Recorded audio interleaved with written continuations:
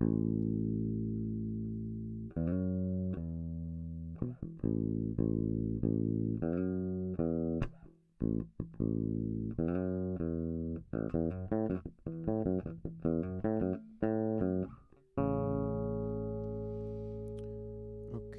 hello, testing 1, 2, 3. I think I'm live now, so let me know if you can hear. I'm not really sure if this is streaming very well. Okay, we have someone, so I think we are live. So, welcome to this. This is Live Solutions. This is just a section that I I usually forget a little bit to do, and sometimes I don't have the time to do. So when I can, when I have the time and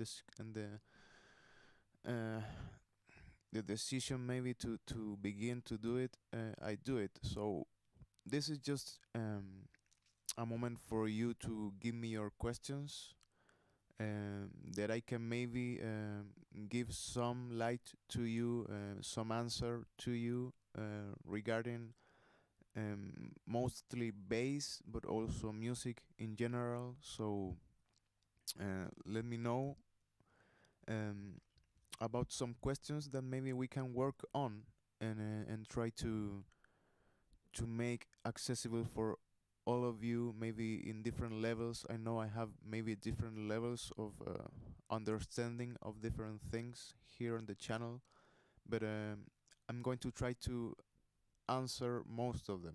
Okay. Um, so maybe some of the a little bit of the rules of the questions are related to being a little bit specific. It doesn't work that well if you give me a question that is maybe something like how can I be better at bass or something like that. That's not something that I maybe I can answer it, but it's something that it takes more detail maybe to to even begin to grasp that question. So maybe something more specific can do. Okay, so I don't know. Let's begin and let me know if you can uh, hear everything correctly. If you don't know, but maybe it's a little bit less noticeable now because I've been working on it for years, but my native language is not English. I'm from Latin America, from a country named Chile. Um, so let me know if that's a bother for you, but maybe you can understand me well. So okay. Um, okay, I have a donation from the coolest. Thank you so much. And he says, I don't know, yeah. Can you break down the Orion bass solos? I think I can do that. Let me see if I can find the tabs for it. So maybe we can work a little bit on it. Orion by Metallica. Okay. Um, I'm opening the tablet right now. I don't think I remember it. I do remember the song, but I don't think I remember the solos very well. Um, yeah, I maybe you refer to those solos that have a lot of distortion in it. Maybe I can do something about that. Let me see if I can open it, and maybe we can work a little bit on it. I think it was something like I don't even remember.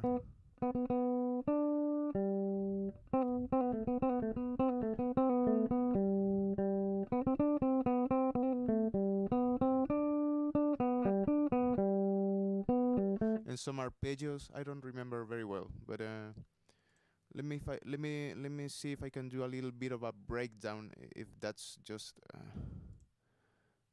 something that I can do in not so much time of this, so I can answer some other questions.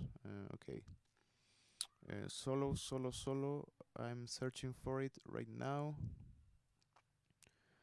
Um, it's I think it's after this part, right? You have a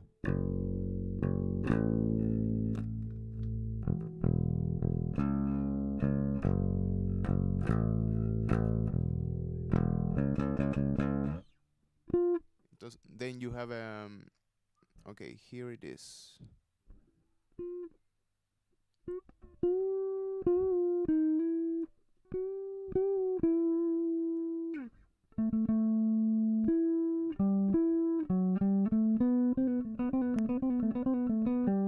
I think that's the first part, right? You have on the 23rd, you have a little bit of a bend. So it's so maybe we can start by analyzing some techniques that are, I think, in this case, and I think in the case for Cliff Barton, you have a lot of techniques that are derived from guitar, and that's not a bad thing. Maybe some people may say, "Oh, it's more like a guitarist thing," but it's just techniques that are inherited from guitar, maybe, and you put them on bass. Bending is a thing that's maybe derivative from guitar, and it can be suited for bass if you have a, I think, the strength and precision to maybe achieve the same thing, because here you have this fret and you have to bend it so it sounds a half tone up. So you have a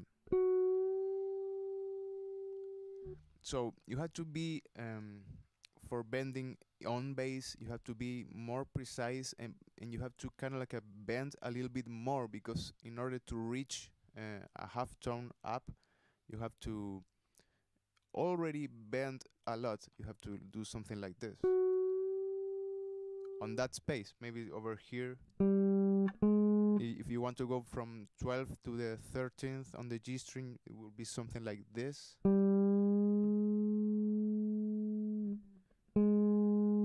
So you have to go further a lot just to cover that half tone. If you want to go full tone, it will be something like that. So you have to kind of like pull a lot of strength and tension just to maintain that. So you don't see a lot of whole tone bends on bass, right? But you could be able to do that, and for that you need at first you need a more than one finger to pull. You need to maybe have a minimum of 3 or maybe 2. I think 3 it's good enough to maybe do something like this. Over here in this register, it's a little bit less tension that you have to pull. But it's something like this. The first bar is something like this. Okay, you can add a little bit of a vibrato if you want, but it's not in the song really. And obviously this has a distortion, so it sounds, it's usually even confused with a guitar solo because of that, because it has a lot of distortion and you're using the higher register of the bass. So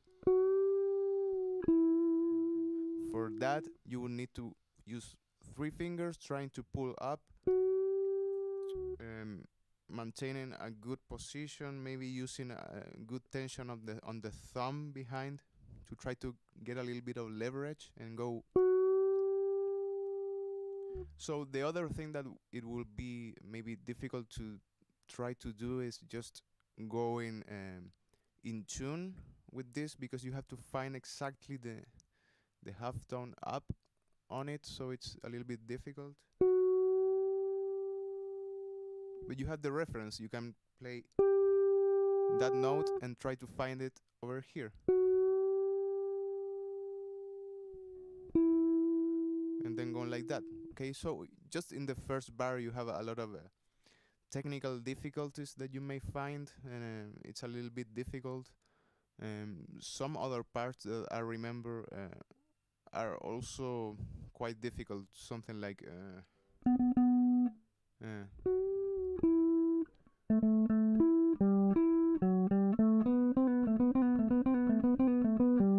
those are the other two bars. So you have a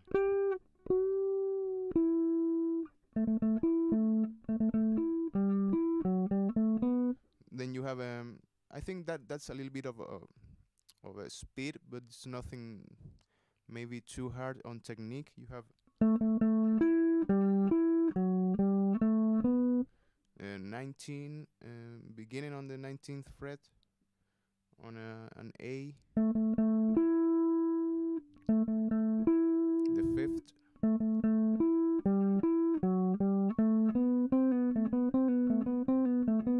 okay. I'm not going to refer that much on notes and positions because you have them on the tablature that I have, right? But regarding technique, this it will be a little bit hard because you have to do it on time, and on time maybe it's something like this.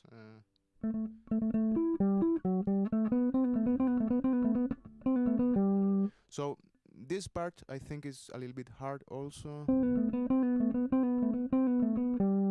You have a pull off from 17 to 16 that goes into the other string. So the movement on the right hand it's not that hard because you have a to take advantage a little bit, and you can use the I think the same finger for going up on the G string and also the D string. So you have you can do a little bit of a raking motion to go from the G string to the D string and doing the pull off, and using the same finger again to play the D string, right? So you have and then going up it's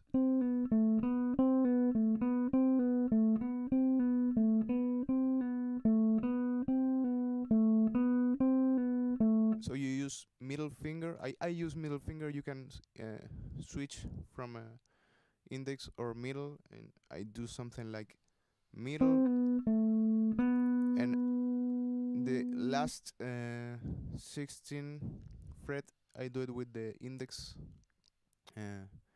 So it's index. I mean it's middle and index right at the end. So it's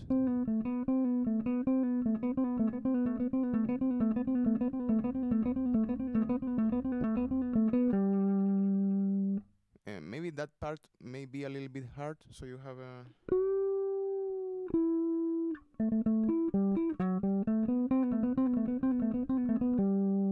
right. It's a little bit difficult to get, but if you add a little bit of that raking motion and also doing a good pull off, because maybe some of you are doing bad pull offs, and a bad pull off may sound a little bit weak because you're not doing it in order to maintain the sound of both notes. You have to kind of like give a little bit of leverage to the second note, because if you just pull the finger out, it's something like this.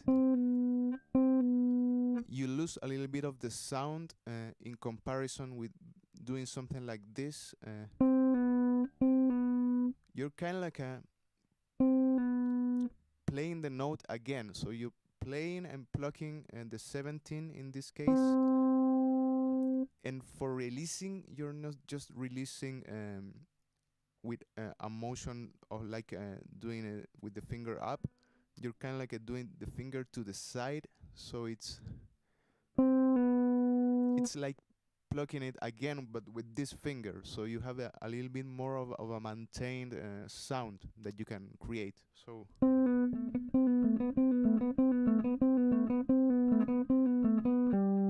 right. So I think that is the best way to do pull-offs on whatever thing. So if you manage to do a good pull-off, you can do pull-offs with a lot of repetitions and maybe going all the time like this.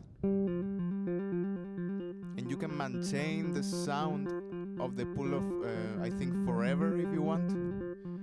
It will not worn out, right? Because I'm doing that motion. If I were to do something like the sound, I can maintain it that much, but if I do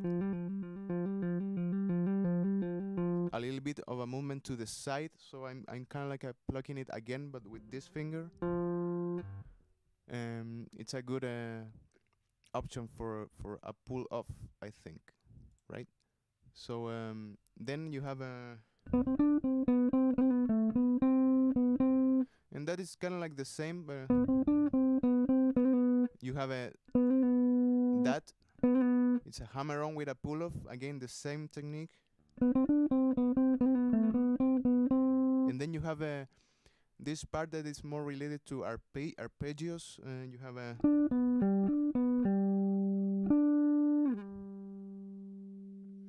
it's no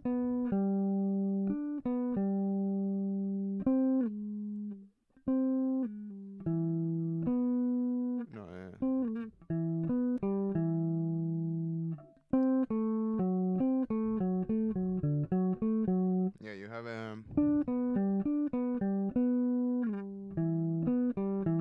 so you have an arpeggio of A major, A major.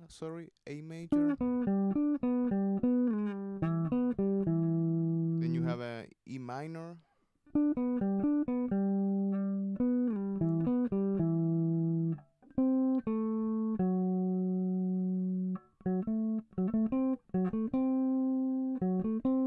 You have this figure. It's more like maybe F sharp diminished. Sorry.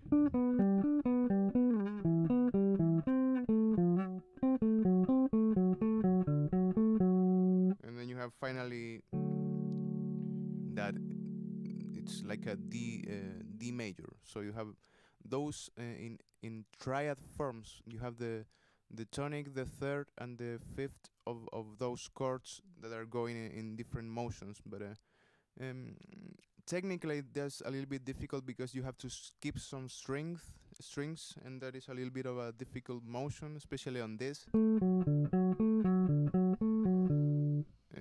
Something like this.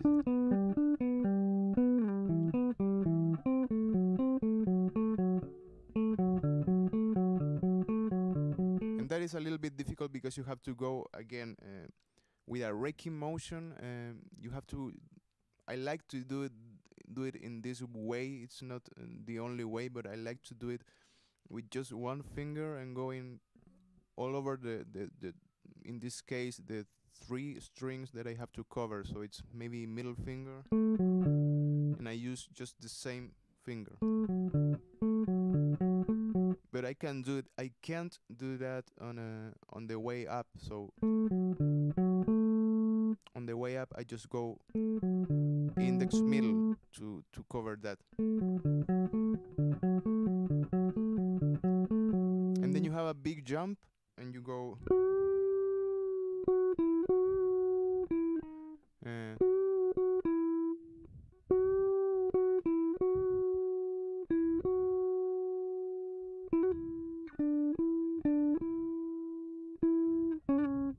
You have a.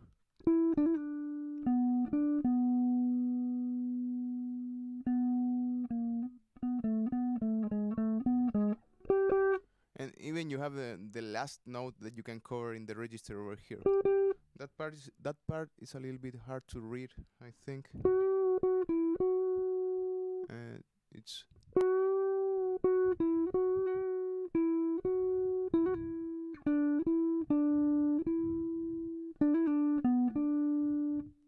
it's 22.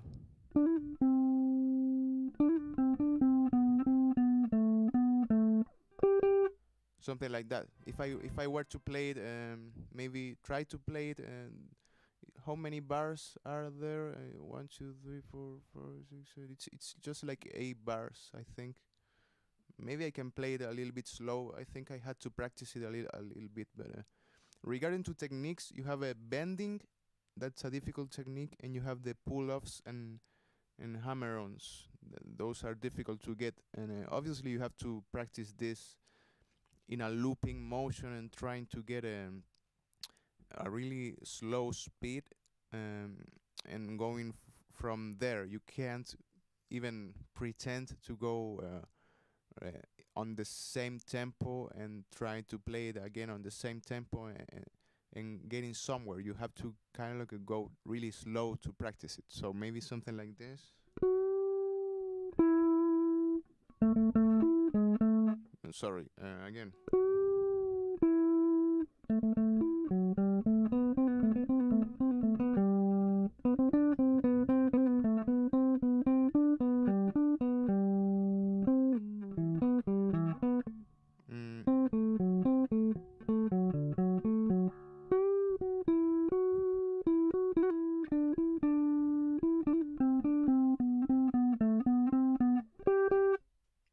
Something like that. I think I've lost the practice of it, but if I practice it enough, I can get to it again, I think. But I think, yeah, those parts, something like this, that's a difficult part. Something like this, that's difficult, and also maybe getting this. No.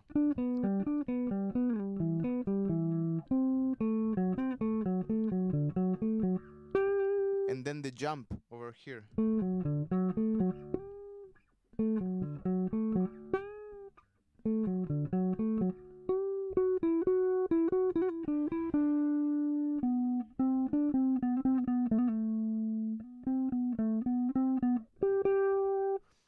Maybe you have some jumps and some bends that are going to be really hard on the fingers also, but I think that's a little bit of a breakdown that I can give right now. Maybe I can do a little bit more of an extensive thing about this song, because you have maybe the solo is the hardest part, but also you have a lot of techniques on it. So I don't know. Um, Let me know if I can help a little bit more on, or if it's good enough. So and that's it. Okay. I think I have more questions, or maybe more donations to read. I don't think. Okay. Yeah. I have Edu Moraes. You like The Cure? You never covered their songs. I do like them. I honestly like a lot of songs and a lot of genres of music. I think I listened to one album of The Cure that's really good.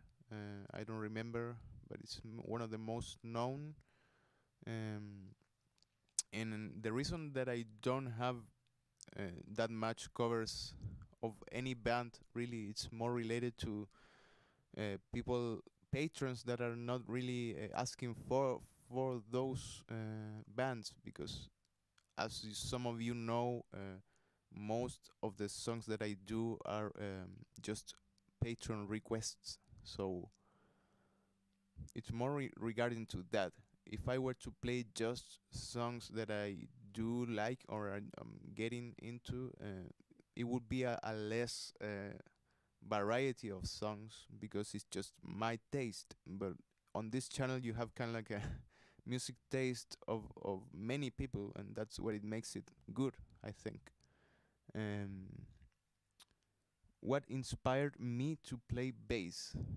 That's I think a more philosophical question that I like, but inspiration sometimes comes from things that you're not really that romantically involved to.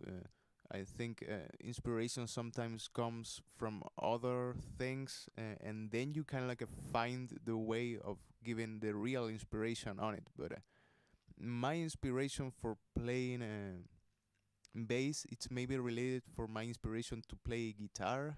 I began with guitar like at 12 years old, maybe. Then I switched to bass, but what inspired me to play guitar was just trying to do something to communicate on that time. Maybe I kind of like left it um, aside for a bit, and then on school I liked the way of uh, the way it felt to be someone that played an instrument really, or maybe being that type of person that can communicate through that way, my ways of communicating. Um, and also because I really liked music. And then the inspiration to bass came related more through the necessity of forming a band. I had to be. I remember being recruited to my band. That's one of my two bands that I have right now. One of them is called Inheres. It's Inheres. You can find it. Um, we do a lot of covers. We did a lot of covers of anime covers or whatever, and we had a lot of background even from the times of college. And they recruited me, but they wanted a bass player, and I was playing guitar at the moment, so I just went to the challenge of wanting to play bass because I really liked bass and the function that bass does on a song, on a rock setup, and on I think I've discussed this on other streams, but the function that bass has on on any song, or the function that bass has in music is very important. It's a little bit underrated also. It's a little bit behind the other responsibilities that other instruments may have, and I don't really share that.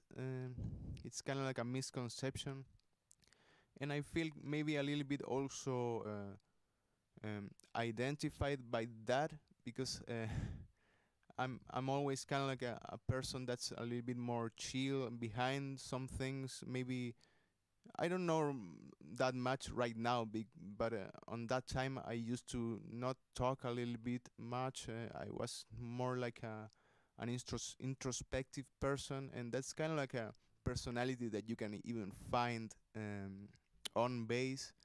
And I also like the way of trying to reconstruct that and maybe giving it a little bit of a different angle. I wanted to have more um, uh, maybe making a little bit more of protagonism on the instrument and doing what I wanted to do on it.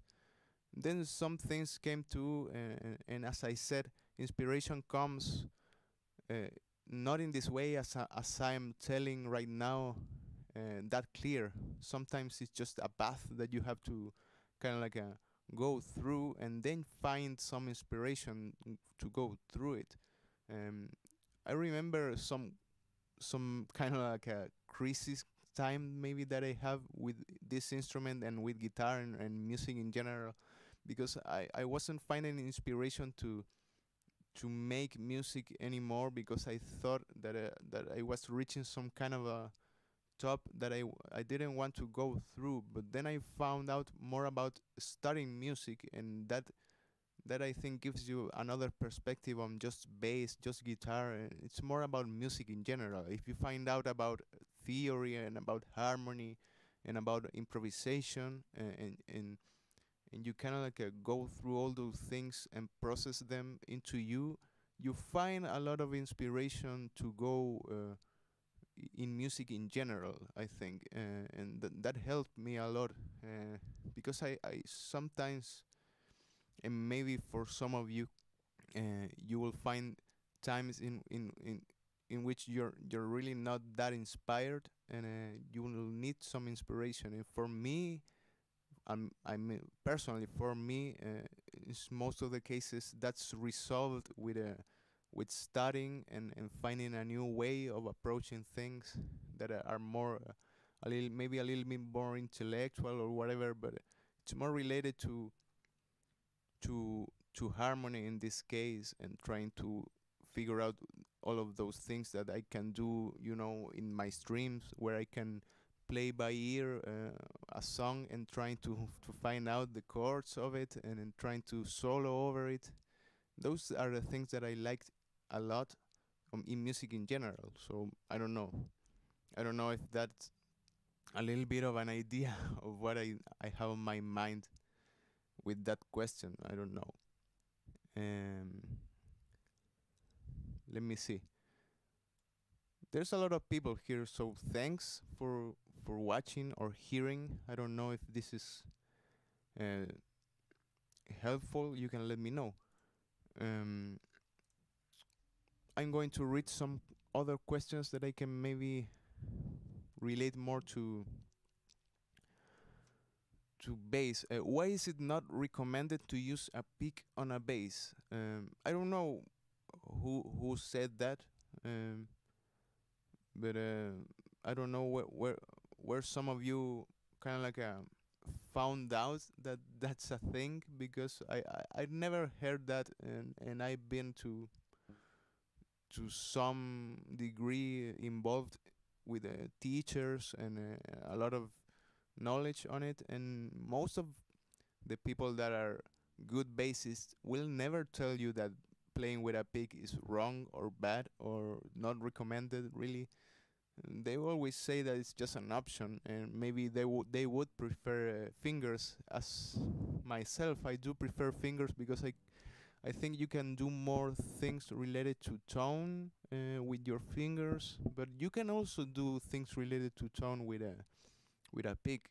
It's just different things. So that's the usual debate that we have every time when we talk about this, but it's just nonsense for me, really. You can use a pick, you can use fingers. Maybe it's debatable if you're using just fingers and just a pick, because you're kind of like missing out on what it means to have more versatility on your instrument. Okay, I don't use a pick that much, but if I have to, I will use it, because I know that some aspects of tone, some aspects of different music genres will involve for me to have a pick sound that you won't get with fingers unless you maybe do some things. I think if you have a lot of nails and calluses, you can actually do a little bit of a sound of a pick, but it will never be the same as plucking a string with a pick. It will never be the same, right? What do you have at the top of the bass neck? That's another thing that some of you ask, and some of you think that it's doing something, and it's really not doing anything. It's just it's called a fret. I mean fret wrap. I think it's called. In I don't even know what's called in my language, but it's just used for some things, and I don't really use it that much. But it's used if I were maybe to record a solo on a high register of my instrument, I would maybe use it to have the security that I'm not doing a lot of open string sounds that I have to take care of, right? Because if I put it over here, I don't have that much sustain of those open strings, and I can maybe go a little bit more safely on playing whatever thing over here.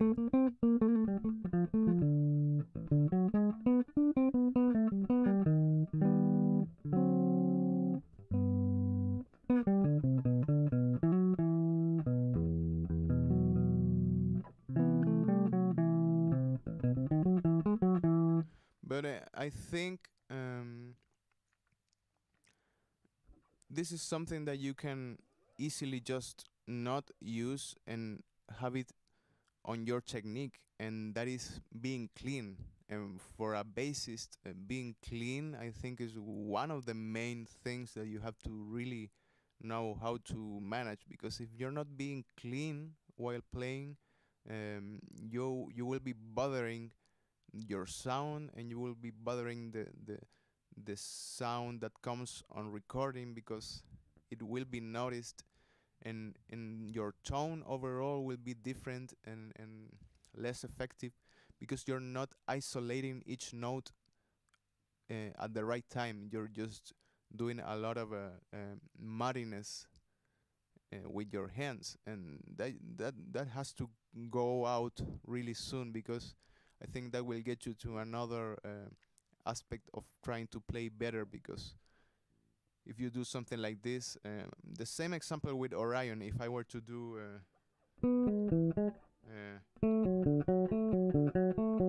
and I can do that maybe at that speed, and I can't do that properly or cleanly, it will some sound something like this. Maybe I don't know. It will sound more like I'm purposely doing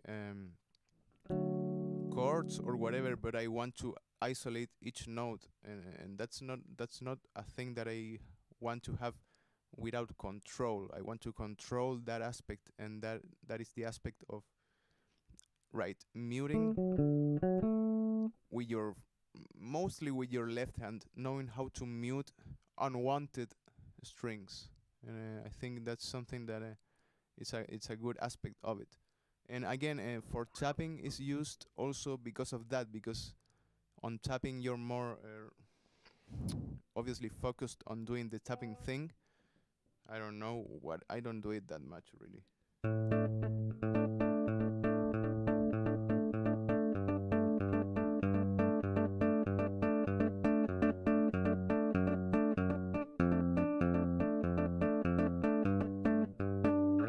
Whatever, if I were to do that that freely as I did it without this, it would be something like this.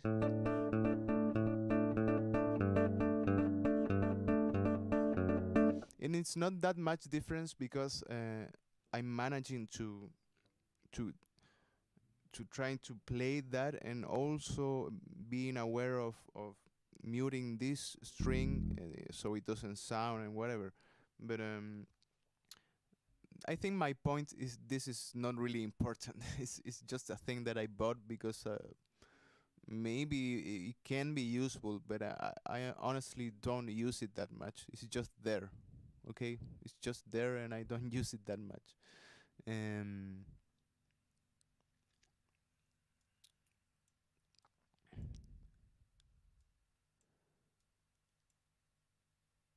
how should I hold a pick? It feels really weird in every position I tried, and every day another part of my finger hurts. Need some advice playing a pick. Um, the way I hold it, and I think the most efficient way is just, I don't know if you can see it. Place it right on the mid joint of your index finger, then covering it not with the tip of the thumb like this, just with the side a little bit, so it's really like you're kind of like making a fist and having the pick right there. That I think is the most effective way if you were to be a guitar player. Maybe most of the more technique related guitar players would play like this, because it's the most efficient way to do something.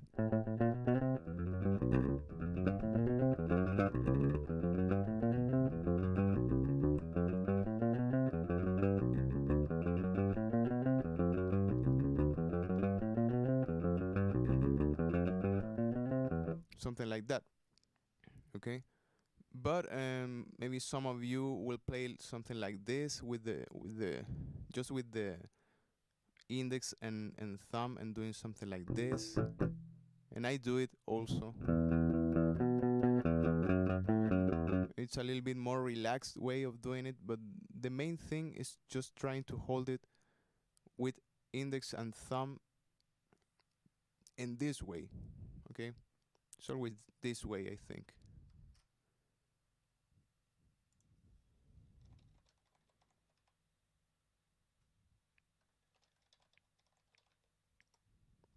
Okay.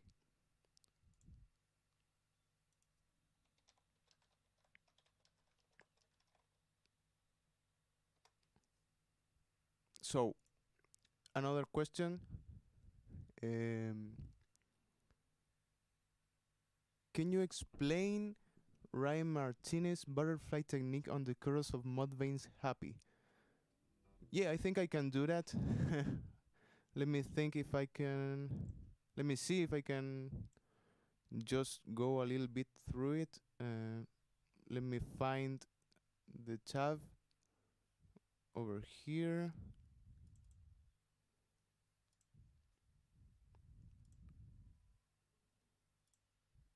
Okay, I have it right here. Let me remember a little bit of the. Oh, it's dropped C, but maybe I can do it just in drop D.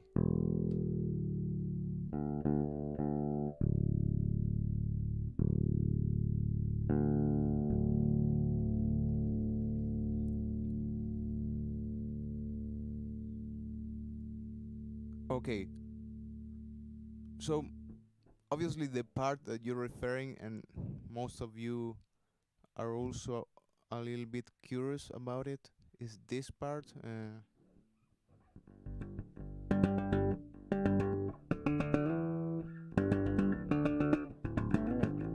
It's something like that, right?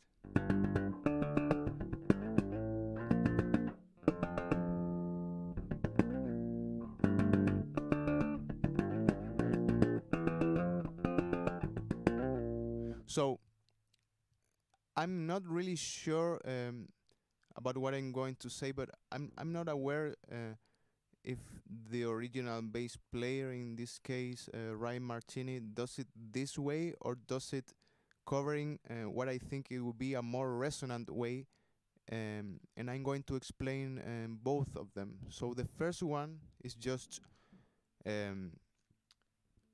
you have over here you have an octave of in this case it's an octave of G, but I don't know which note is in the case of the song, but you have the 5th fret covered like this. You can use index and middle, or maybe middle and ring.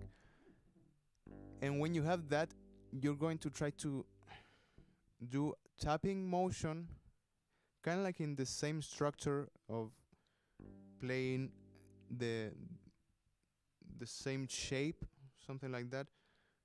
But again, I think when I investigated this, I ended up not very sure on which part he was going to execute the tapping part. It's a slight tap that creates a little bit of an octave sound. It's not full tapping on the fret. It's just on the just a little bit on the side of the string.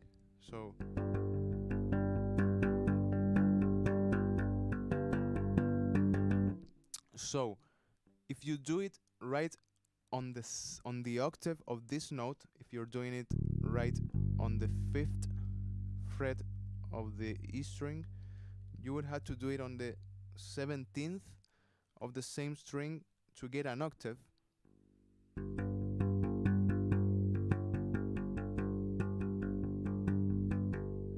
And it's a slight sound of an octave you can achieve, actually.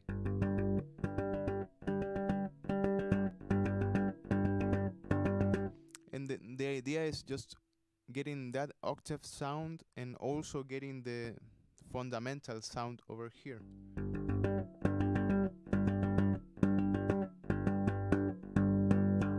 And so it's a little bit of a bouncing motion that you can achieve.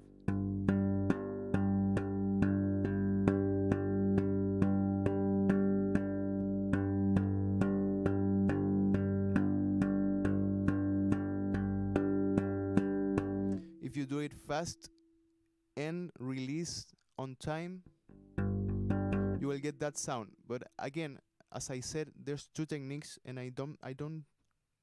I'm not really sure if he does it on each part differently, or just in the same part tapping always, right?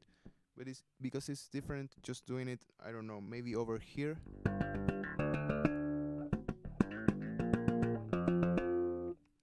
I'm not very aware of what I'm doing over here.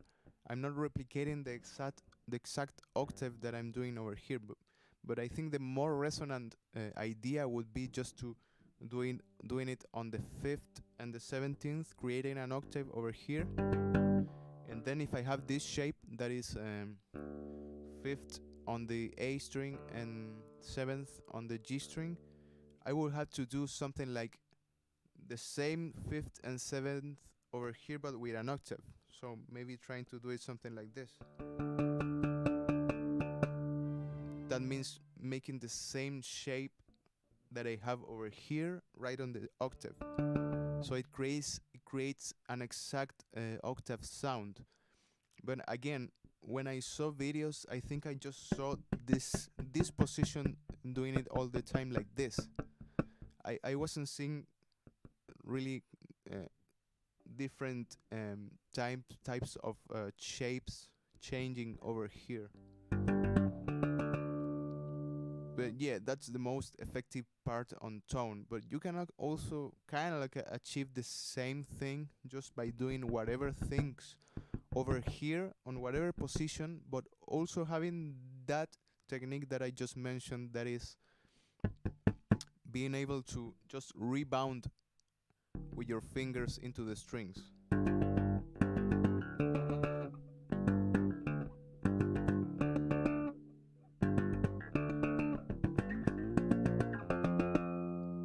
You know, something like that.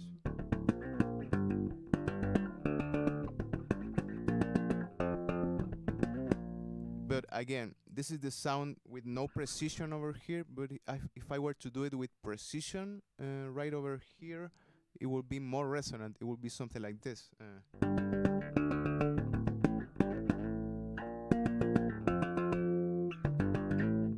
Again.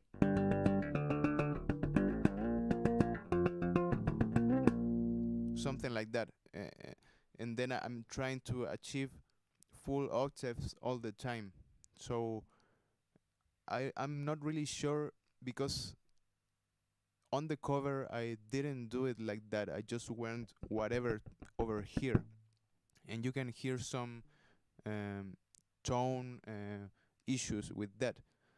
But I'm not really sure if maybe Ryan, he does it just like I'm trying to do it right now.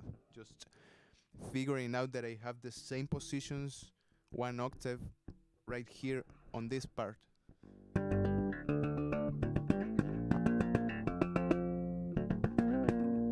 But it's a really nice technique that you can use.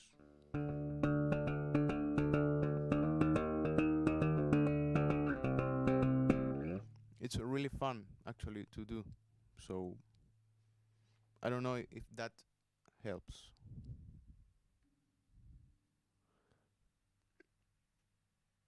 Okay.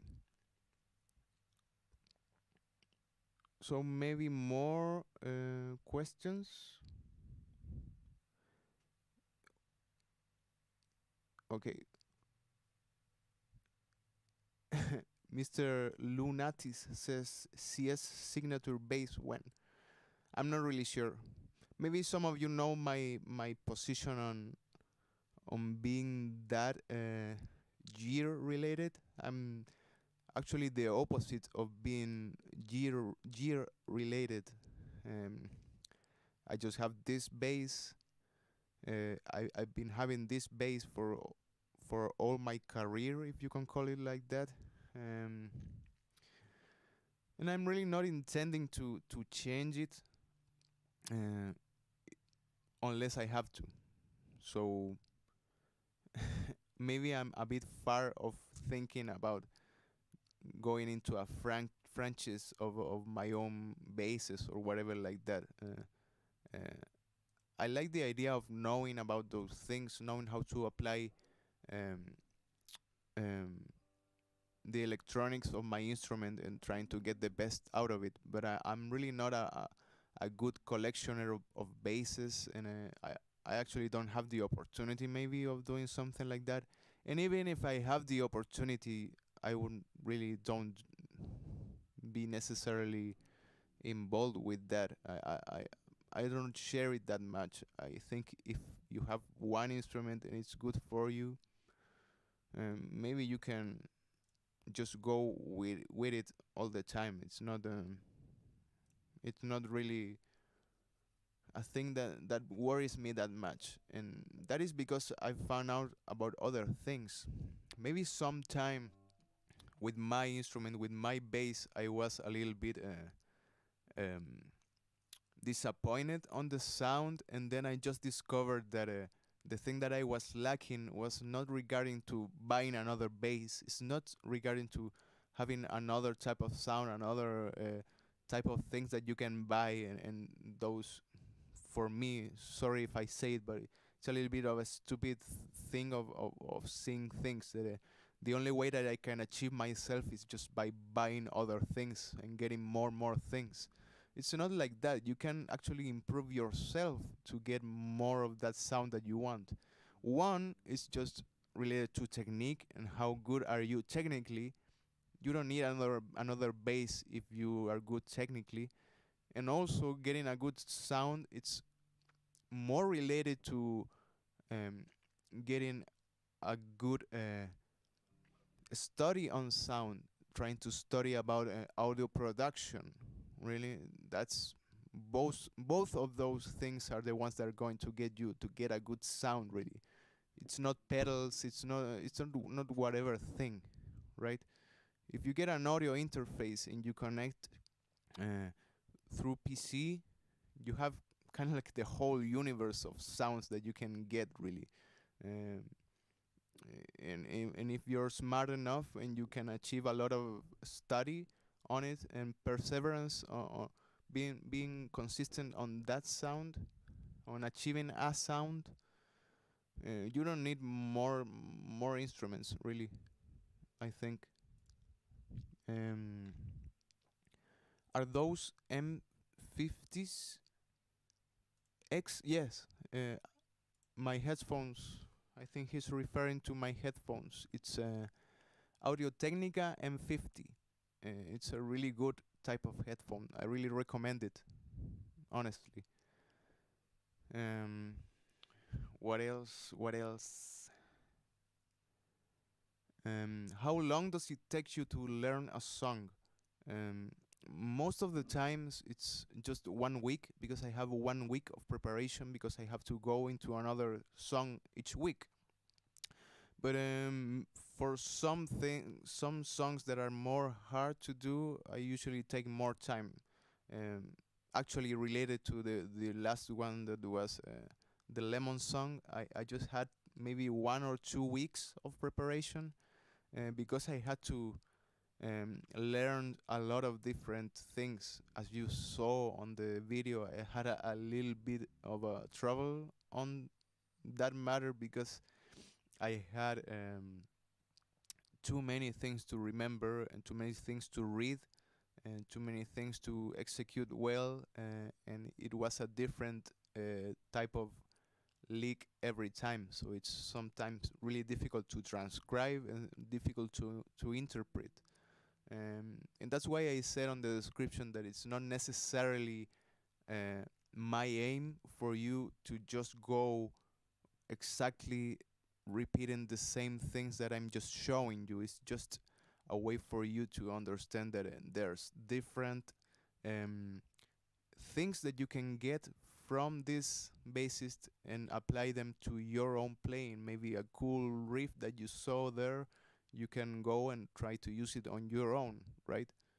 Um, but I don't really recommend to go and read exactly the same thing. You have to kind of like constantly learn a little bit about how to improvise a good bass line, and that's something that I'm trying to think about how to cover it, maybe on a full video, like some of those, or maybe on a video like in this type of category of live solutions, in which I'm going to talk just about that, just about how to improvise a good line. Because when you when you when you see that video of the Lemon song, John Paul Jones is not just um, playing something that he is reading or that he memorized. Obviously, no one will be able to memorize all those parts all the time, right? You have to just learn how to improvise different things that come to you, and that is a difficult task. But when you know how to do it, it's really easy, because you can be confronted with chords and you can understand what to do on those chords, right? Um, more questions. Um, any tips on a clean sound for a 4-fret span? I have just started playing bass aerobics book and it's great. Um,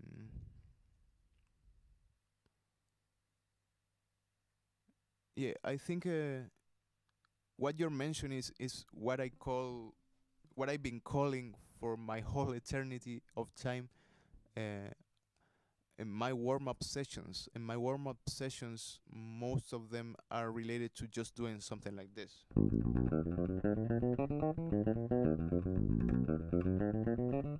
Yeah. Something like that, right? Just doing.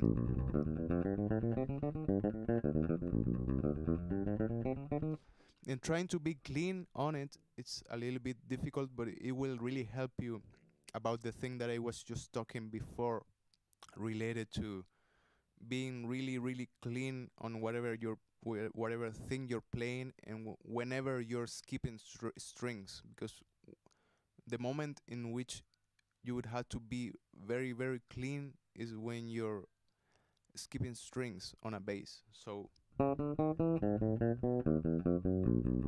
doing that very cleanly requires being able to play the note with the left hand, but also being aware at the same time of just muting the unwanted strings. So you have to be always in contact with as much strings as you can whenever you're playing. And also there's a muting aspect right here on the right hand, because when I'm playing G string, I'm also muting all the other strings with my right hand. I'm actually placing my fingers here on the D string. I'm placing another finger over here, resting another finger over here on the E string, resting with my thumb. I'm just doing a lot of work over there. It's unconscious work, obviously. I had to learn it. I don't have to think about it all the time. But it's important for me to maintain that muting sound and choosing whatever sound I want to achieve over here. Doing that in comparison with something like this or whatever, just being unclean will really get you to a difference. And this is the most basic shape that you can achieve on 4 frets.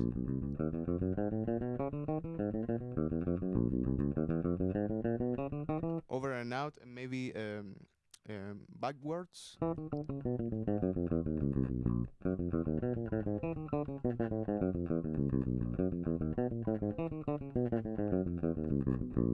Yeah, something like that.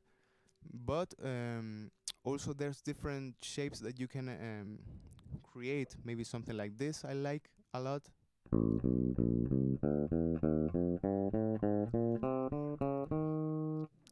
If I were to catalog each finger that I'm using as 1, 2, 3, and 4, this shape would be 1, 3, 2, 4. So it's 1, 3, 2, 4, 1, 3, 2, 4, 1, 3, 2, 4.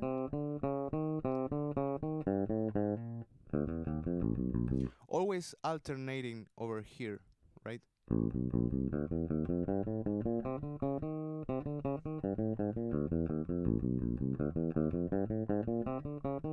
If you do that, you're creating different aspects to work on, because if just doing this, you're just practicing up and down motions of your fingers, right? Up and down, down and up, but you're not just focusing on trying to creating alternation between fingers. So that is important.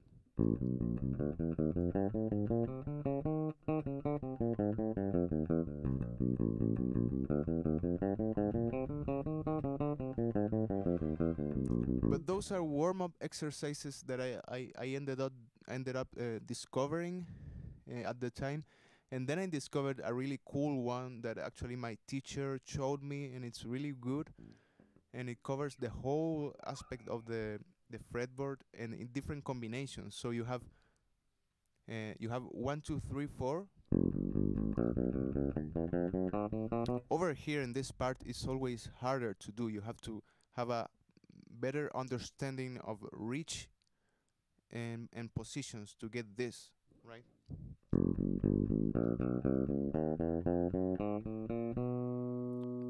And then you have 4, 3, 2, 1. Then it comes to 1, 2, 4, 3. Sorry.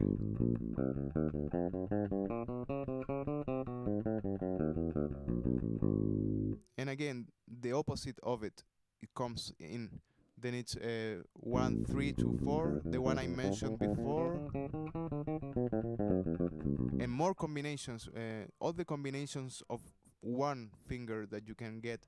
1, 3, 4, 2, 1, 4, 3, 1, 4, 3, 2, 1, 2, 3, 4, and whatever. All the other combinations that you can do with just the span of 4 frets, and that will get you a lot of agility actually to manage. To be honest, I don't really like warm-up exercise too much. I usually end up confronting myself with my instrument at the beginning of the day if I were to play, just improvising and playing whatever and loosening up my fingers like that. But if I want to be really in a position when I want to play something very hard, or maybe I'm going to play a lot, I usually, maybe it's a cold weather, I'm trying to always go and practice these exercises, right?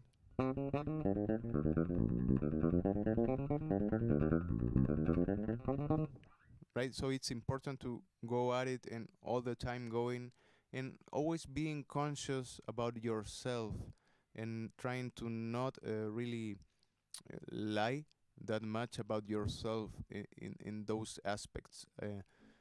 It's very easy, I think, in whatever aspect, obviously, to just lie about your own progress and saying, "Oh no, I'm good right now. It's fair enough," right?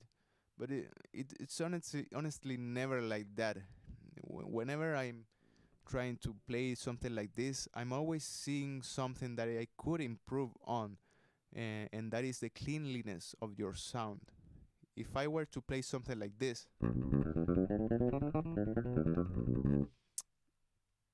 I'm actually having to understand that maybe at that speed I'm working on that, but I'm also lacking some cleanliness that I have to achieve. And it's difficult to achieve maybe with some characteristics of my instrument. I have really high action, so trying to achieve that is really hard and whatever. But it's not an excuse, really.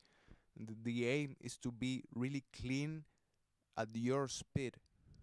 If you're really clean on your speed, you're really at 100% going into a good practicing um, time or whatever.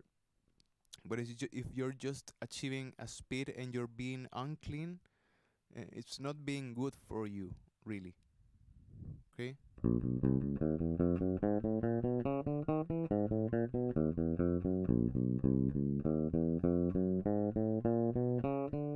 So I always end up going to a really low speed and trying to analyze what I'm doing and what can I correct about my own way of playing, right? And it's not just doing it over here where you have more tension, also trying to do it over here.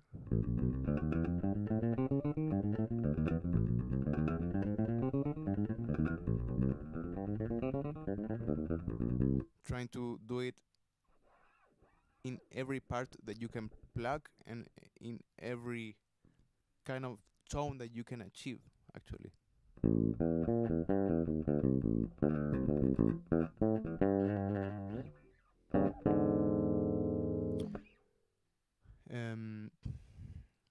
What else? I think I had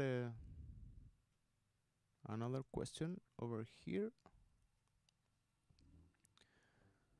Mm.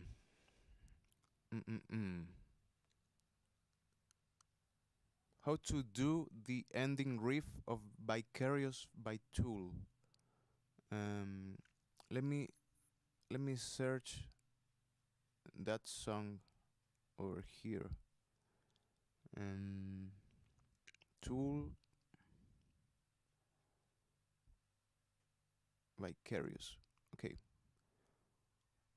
So you have a I don't I don't remember which one is this.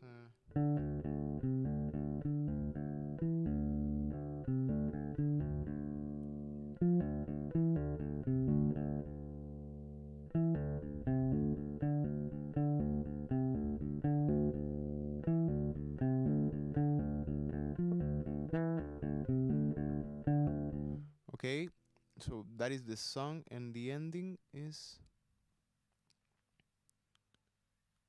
okay. Oh yeah, you have this. It's on drop D, right?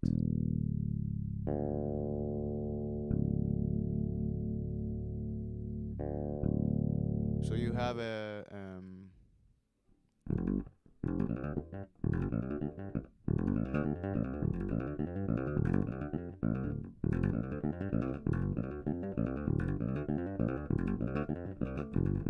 something like that, right?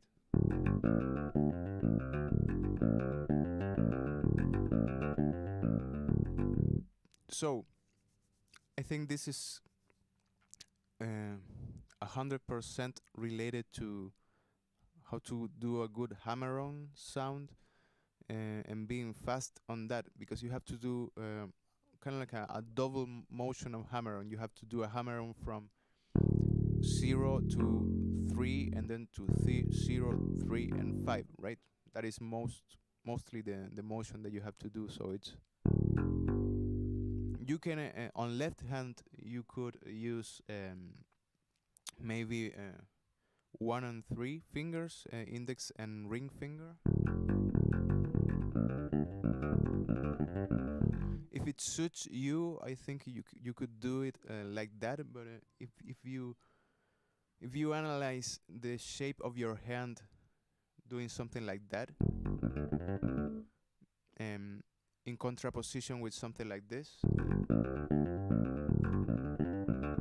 you would see that instantly you have the whole hand placed on a more natural position than this, right? So that's the deal about a closed position versus open position, right? You have an open position that can cover each fret per finger, and you have a closed position that covers the shape of an octave or 3 frets, the whole hand, right? You have to be able to, I think, switch between closed and open positions for different context of songs. It's not always the best way to do it open. In this case, I think it's more ergonomic to just go and do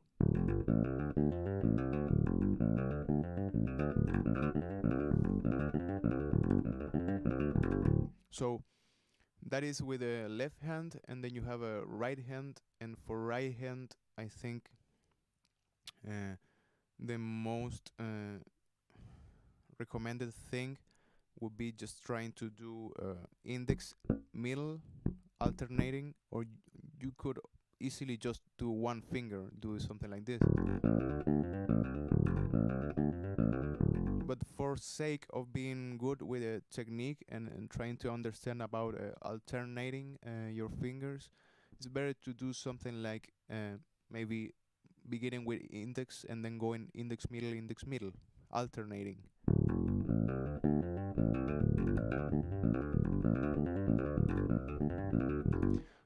What I do is just alternating when I go up, and then usually when I go down the strings from higher to lower, I'm always raking. I'm always doing a raking motion. I'm doing one finger to go through all the strings. So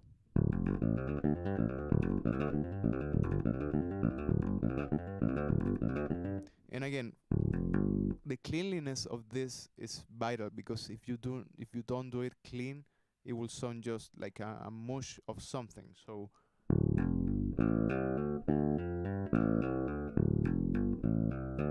really slow.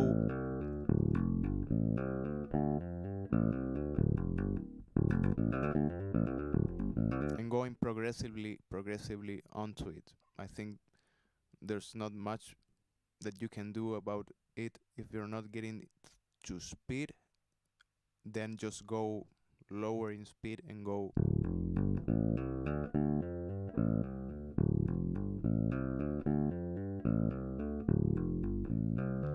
in a repeated motion and trying to understand, okay, am I being unclean? There's something that's sounding that I don't want to sound. Maybe on the way back, you would maybe have some open strings that are ringing. Maybe if you do something like that, and you have all this sound coming, and that is not good. You have to be able to isolate the note that you want to play.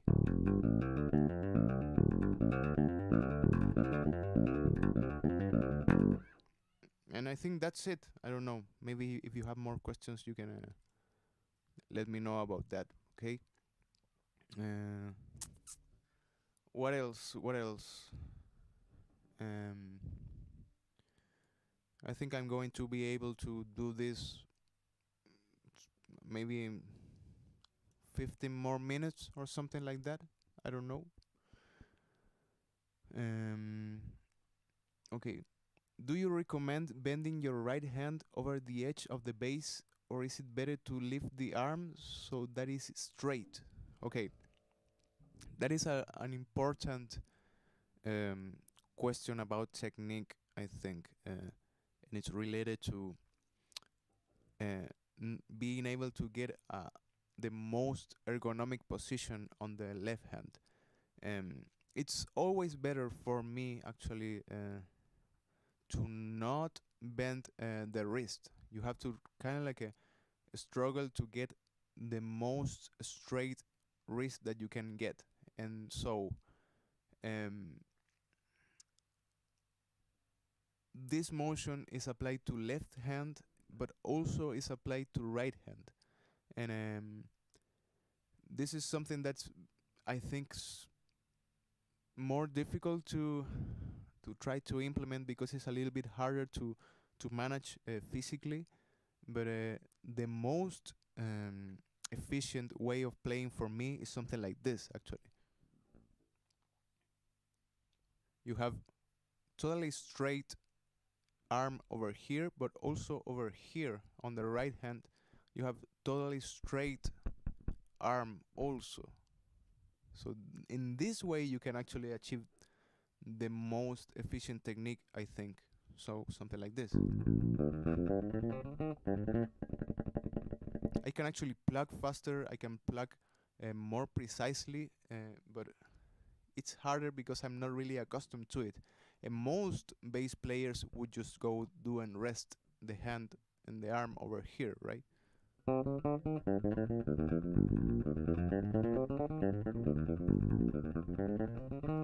You know, whatever thing I'm going to do over here, if I were to play something that's really challenging, I'm always trying to release a little bit of the, even if I'm not playing totally straight over here, I'm trying to not rest my arm on this part.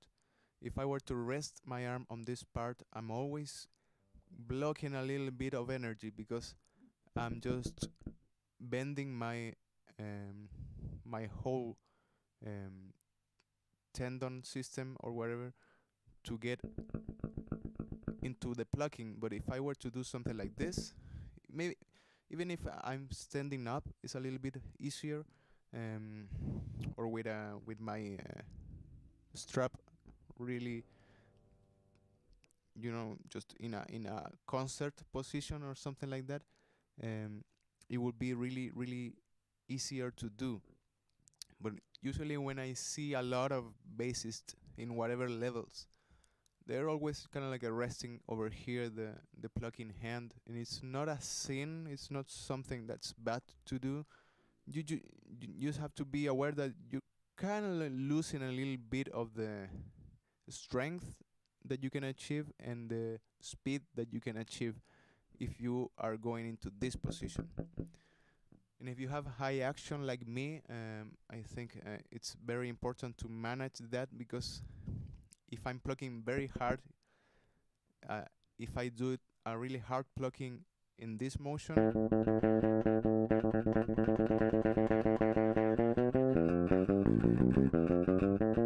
I'm plucking very hard right now.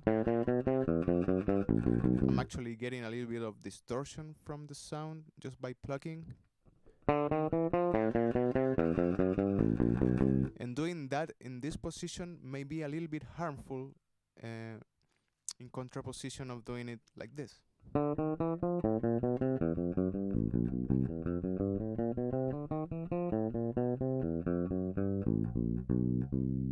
Right? So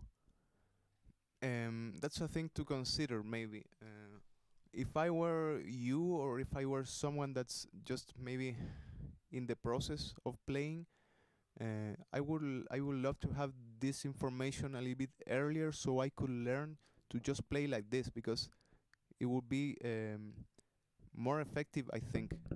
For me, it's a little bit harder to do the change right now, because I have to first, I'm a little bit more obliged to have a better body position, and also I'm uh, a little bit resilient on the way this arm is going all the time, because I'm very accustomed to just rest over here and have kind of like a leverage point over here, so it's easier to change strings and all the things. But you can achieve it like this also.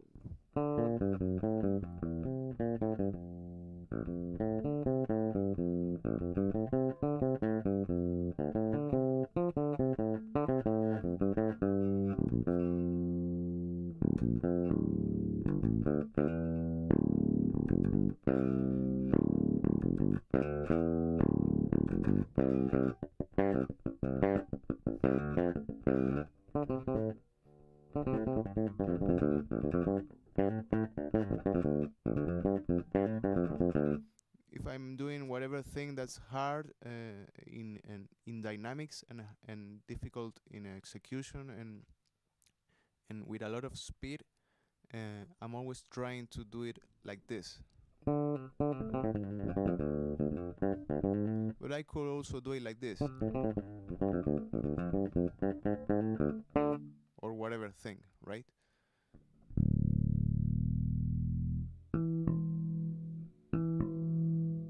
Okay, maybe some other comments about some other thing, and then I'm going to leave for the time. I think I'm covering a lot of ground, so maybe it's a little bit too much information.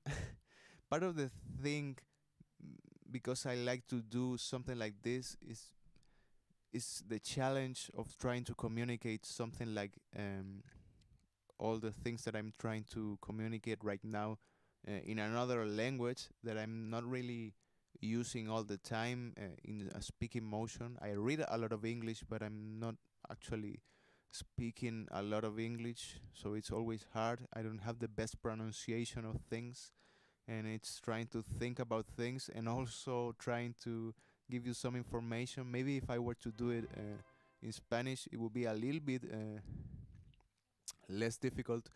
But for me, it's always a challenge and a way for me to improve myself in communicating what I know. And I think, I don't know, maybe it's a little bit tedious to just hear me a little bit, or sometimes because I have to find some words. Um, but maybe with practice we could manage to do something different or better. You know, it's always practice. So um, Francis says, "Thank you for this channel. Do you have gear that allows you to pick out the bass when it's really buried in the mix, or do you just have a great ear?" Okay, this is I think related to transcribing songs. No, I the only thing that I do, because I can't remember a song right now, but some songs, for one or other reason, maybe for mixing reasons that are um, well known, or they have their reasons to do it. You have a bass that's really not that present, or it's hard to hear. In the case maybe for a Radiohead song that I just played the other time, um, it was really hard to listen to because it had at the same range of frequencies a lot of percussion that wasn't really letting the bass come out. So it was very hard to do it. In some other times, the bass is buried in the mix because bass is really hard to treat on a mix, and some people just lower it down because they don't know how to make it present. Um, so for whatever reason it is, sometimes it's very hard, sometimes it's not. But when it is, I kind of like do the same process that I do when it's not, and it's just the only thing that I do when I'm transcribing is just going really slow on a song. If I have some troubles with some bar or some measure that I have to attack on, and it's just lowering it down to 50% speed and try to listen and listen and listen. I don't do filters of whatever thing I do. I don't do any other program really. I just use the ear, and most of the times I think I hear the note, but some things are escaping. Maybe not the note, but maybe the technique that is being used, or maybe the different nuances that you can get. So it's always difficult when the bass is really buried in the mix. It's really difficult.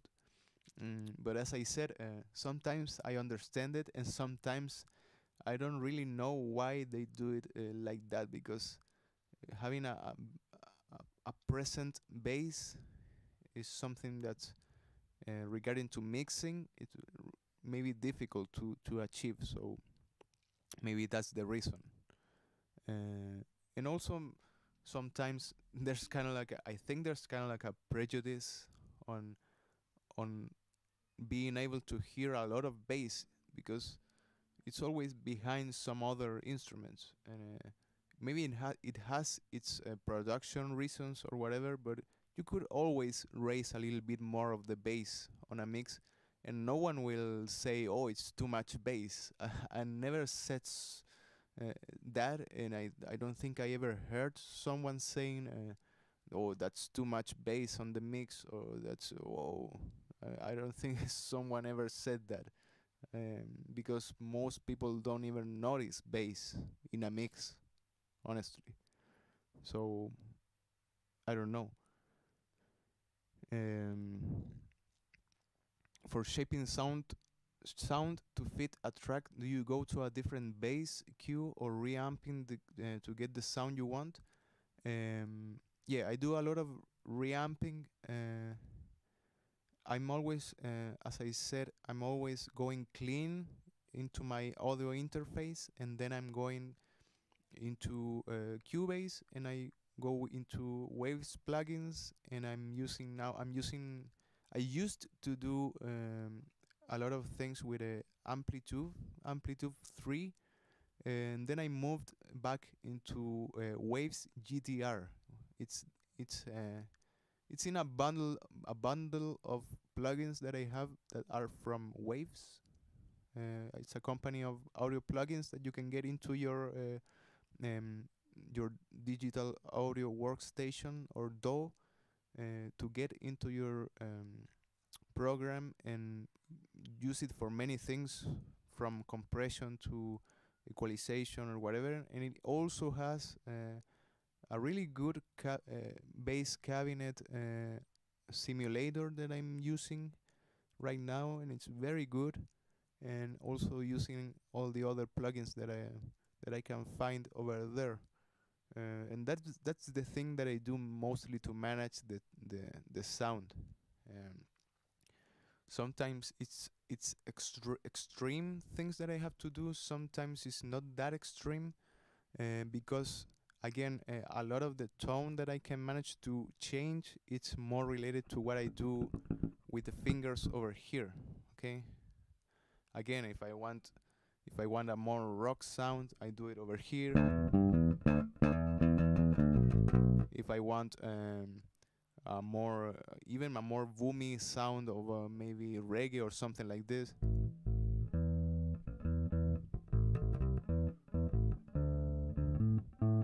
if I want a more jazz sound, I can do it over here.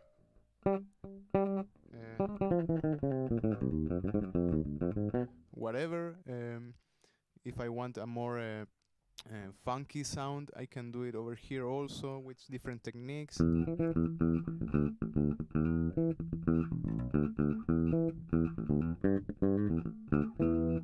And all those things, I can help a lot of the mix process with my own playing. A lot of the production process come from good players, and that is something that I've come to realize, I think, a little bit too late, because it's really important to understand that a lot of the things that we associate with good sound come from the player itself, himself or herself. Where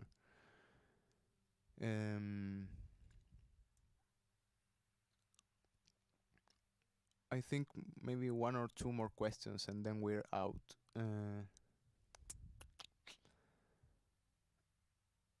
About bass theory, what path do we beginners have to follow? Yeah, I think regarding music theory, I think it's important to get into harmony. For me, bass obviously is a category of itself in the function of music that it has. Bass has the function of being the bass all the time, but also, and I think more importantly, bass is a harmonic instrument. You are just um, writing out the harmony that you have.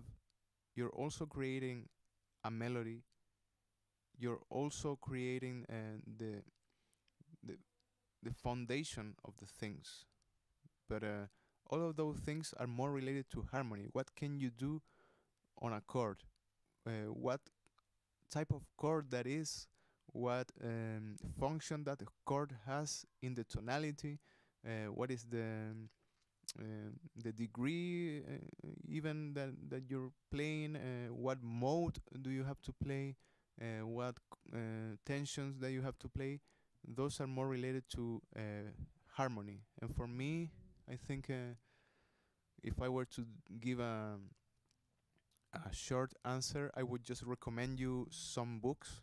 I think uh, the most groundbreaking book for me, accessible for everyone. It's on PDF actually.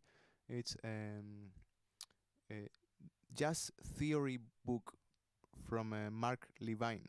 You can actually get a lot of uh, understanding over there on harmony and how to apply it back onto your instrument, really.